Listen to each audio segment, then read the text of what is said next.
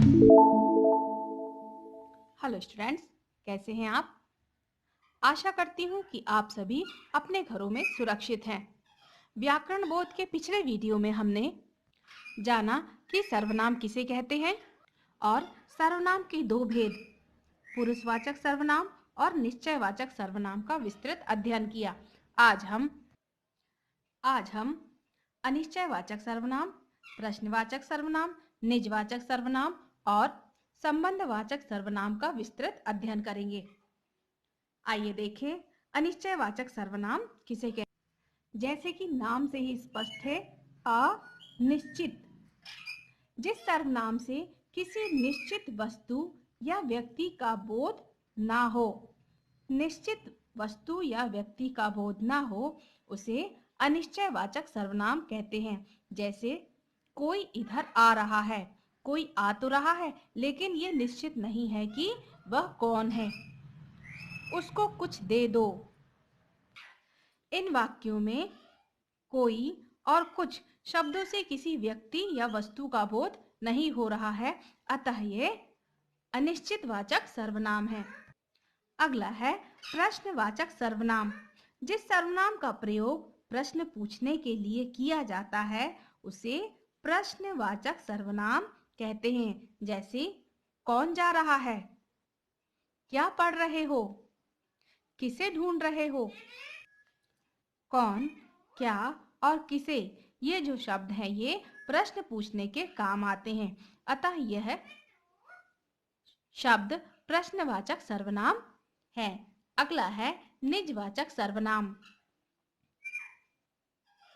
जैसे कि नाम से ही स्पष्ट है, निज। निज मीन्स स्वयं का।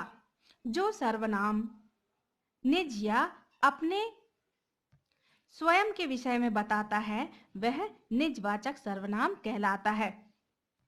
जैसे अपना काम अपने आप करो, अपना सामान स्वयं संभाल कर रखो, उसने खाना आप बनाया।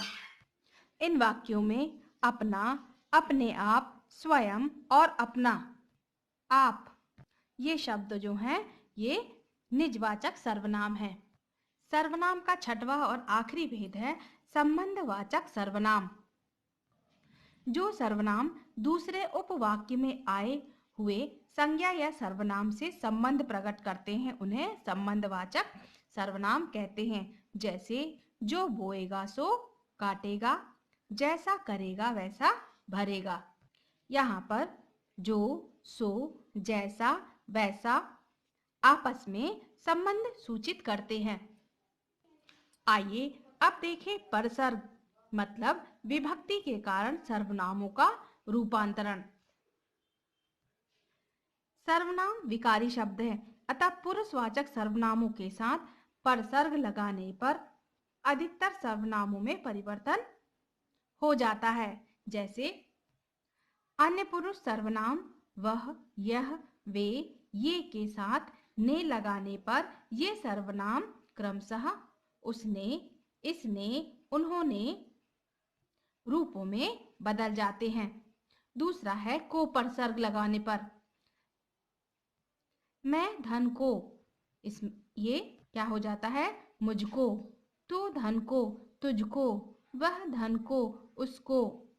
अगला है उत्तम पुरुष तथा मध्यम पुरुष सर्वनामों के साथ ने परसर्ग लगाने पर परिवर्तन नहीं होता।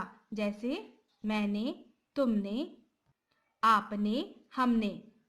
आइए अब जाने सर्वनाम का प्रयोग। सर्वनाम का अपना कोई लिंग विधान नहीं होता। वाक्य में जिस संज्ञा के लिए जिस लिंग का प्रयोग होता है, सर्वनाम के लिए भी उसी लिंग का प्रयोग होता है। जैसे घोड़ा अस्तबल में बंद है, वह हिनहिना रहा है। गीता के पैरों में दर्द है, वह चल नहीं सकती। दूसरा है तू एकवचन सर्वनाम है, इसका प्रयोग अत्यंत आत्मीयता तथा निरादर प्रकट करने के लिए किया जाता है। जैसे मित्र कपिल, तू मेरे जन्मदिन पर आएगा ना।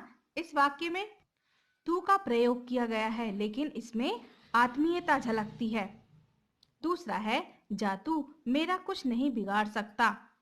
इस वाक्य में तू सर्वनाम का प्रयोग निरादर के रूप में किया जा रहा है। स्टूडेंट्स, आज के लिए इतना ही। आज का आपका होमवर्क है सर्वनाम और उसके भेदों का पुनः अभ्यास करें। अगले वीडियो में हम ज्ञान परीक्षण करेंगे। Okay students.